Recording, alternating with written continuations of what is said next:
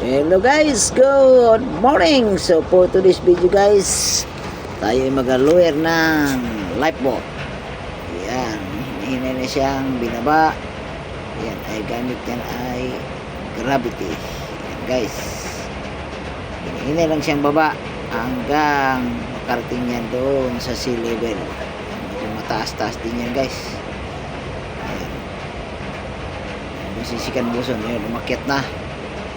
Gagamitin niya lowering by motors. Gagamitan siya ng motors, hinahinay pababa hanggang makarating doon sa sea level.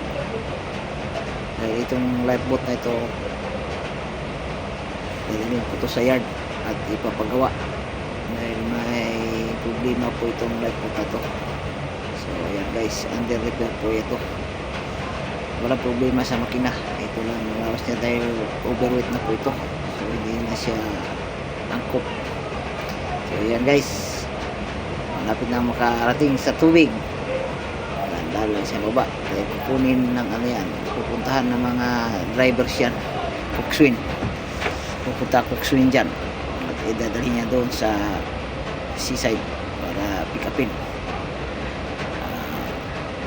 Hanggang dito lang ang ating video guys. Salamat sa inyong panonood.